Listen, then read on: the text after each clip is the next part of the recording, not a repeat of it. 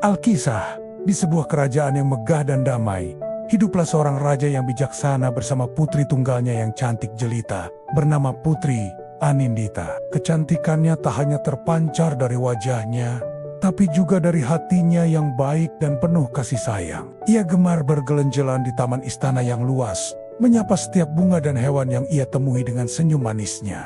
Namun, di balik keindahan taman itu, di sudut yang paling jauh dan jarang terjamah, hiduplah seekor kera yang buruk rupa. Tubuhnya ditumbuhi bulu lebat yang kusam, dan wajahnya tampak menyedihkan. Setiap hari, dari balik rimbunnya pepohonan, kera itu diam-diam mengamati Putri Anindita. Hatinya terpesona oleh keanggunan dan kebaikan sang putri. Sebuah perasaan aneh mulai tumbuh di dalam dirinya. Perasaan yang tak pernah ia kenali sebelumnya. Ia jatuh cinta, meski ia tahu dirinya hanyalah seekor kera jelek yang tak pantas bahkan untuk dilihat oleh sang putri. Suatu sore, saat Putri Anindita sedang asyik memetik bunga mawar, seekor ular berbisa tiba-tiba muncul dari semak-semak, siap mematuknya. Sang putri menjerit ketakutan. Tanpa berpikir panjang, kera itu melompat dari persembunyiannya. Dengan keberanian luar biasa, ia melawan ular itu, melindunginya dengan segenap tenaga hingga ular itu pergi. Putri Anindita terkejut sekaligus kagum. Meskipun awalnya takut dengan wujud kera itu, ia melihat sorot mata yang tulus dan penuh perlindungan. "Terima kasih," bisik sang putri sambil mengulurkan tangannya. "Kau telah menyelamatkan nyawaku." Kera itu hanya bisa menunduk, tak berani menatap wajah cantik di hadapannya. Sejak hari itu, mereka menjadi sahabat. Putri Anindita sering mengunjungi kera itu di sudut taman, membawakannya buah-buahan dan berbagi cerita. Ia tak pernah memandang rupa sang kera, melainkan melihat hatinya yang baik dan keberaniannya yang tulus. Kedekatan mereka membuat sang kera semakin tersiksa. Cintanya semakin dalam, namun ia sadar betul akan jurang pemisah di antara mereka. Suatu malam, saat bulan purnama bersinar terang, sang kera memberanikan diri. Dengan bahasa isyarat dan suara serak yang terbata-bata, ia mencoba mengungkapkan perasaannya. Putri Anindita, dengan kelembutan hatinya, mengerti. Ia tidak tertawa atau menghina. Sebaliknya, ia menatap kera itu dengan pandangan iba. "Aku menghargai perasaanmu," katanya lembut. "Tapi kau tahu, ini tidak mungkin." Hati sang kera hancur berkeping-keping. Malam itu, ia pergi ke sebuah danau ajaib di tengah hutan larangan, tempat yang konon bisa mengabulkan permintaan. Dengan berlinang air mata, ia memohon kepada Dewi Danau. "Wahai Dewi, aku tidak meminta untuk menjadi manusia. Aku hanya ingin memiliki satu hari saja untuk bisa bersama sang putri sebagai seorang pangeran, agar aku bisa menunjukkan betapa besar cintaku padanya."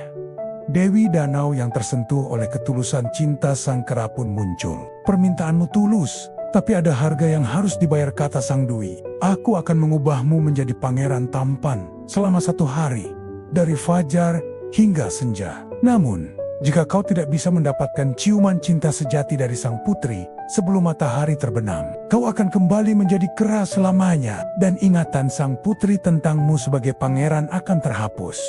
Kera itu setuju tanpa ragu. Baginya, 1 hari sebagai pangeran untuk membuktikan cintanya sudah lebih dari cukup. Keesokan paginya, keajaiban terjadi. Di tepi danau, kera itu telah berubah menjadi seorang pangeran yang luar biasa tampan. Ia mengenakan pakaian kerajaan yang megah dan bergegas menuju istana. Seluruh istana gempar dengan kedatangan pangeran asing yang gagah dan menawan. Raja menyambutnya dengan tangan terbuka, dan Putri Anindita seketika terpesona. Pangeran itu memiliki sorot mata yang ia kenali, sorot mata yang sama dengan sahabat keranya. Mereka menghabiskan hari itu bersama. Sang pangeran menunjukkan kecerdasan, keberanian, dan kelembutan hati yang luar biasa. Mereka berkuda, berdansa, dan berbagi tawa. Putri Anindita merasa menemukan belahan jiwanya. Namun, di balik kebahagiaan itu, sang pangeran menyimpan rahasia besar.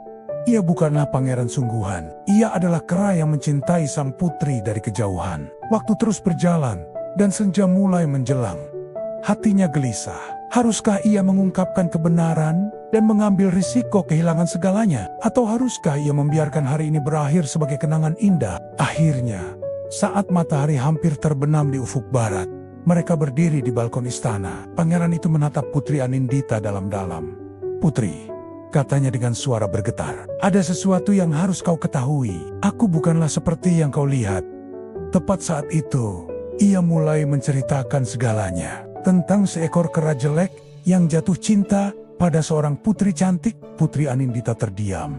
Matanya berkaca-kaca. Ia tidak merasa jijik atau marah. Ia justru teringat pada sahabatnya. Kera pemberani yang selalu ada untuknya. Ia sadar, hati yang ia cintai dari pangeran ini adalah hati yang sama dengan yang dimiliki oleh sahabat keranya. Cinta sejatinya bukanlah pada wujud, melainkan pada ketulusan jiwa. Aku tidak peduli apa wujudmu, bisik sang putri. Aku mencintaimu karena dirimu dengan lembut. Ia mendekatkan wajahnya dan memberikan sebuah ciuman tulus. Tepat saat sinar matahari terakhir menghilang, tiba-tiba sebuah cahaya keemasan menyelimuti sang pangeran. Kutukan itu ternyata lebih dalam dari yang ia kira. Ia bukanlah kera biasa, melainkan seorang pangeran dari kerajaan seberang yang dikutuk oleh penyihir jahat menjadi seekor hewan buruk rupa. Dan kutukan itu hanya bisa dipatahkan oleh ciuman cinta sejati. Di hadapan Putri Anindita, kini berdiri Pangeran Arka, wujud asli sang kera. Ia tersenyum, senyum yang sama tulusnya seperti saat ia masih berwujud kera. Kisah mereka pun tersebar ke seluruh negeri, menjadi bukti bahwa cinta sejati tidak pernah memandang rupa. Pangeran Arka dan Putri Anindita akhirnya menikah dan hidup bahagia selamanya, memimpin kerajaan dengan penuh cinta dan kebijaksanaan. Kisah mereka mengajarkan kita bahwa kebaikan hati dan ketulusan adalah kecantikan yang sesungguhnya, dan pengorbanan atas nama cinta akan selalu menemukan jalannya menuju kebahagiaan. Terima kasih sudah menonton. Jangan lupa like, komen, dan subscribe ya. Sampai jumpa di cerita selanjutnya.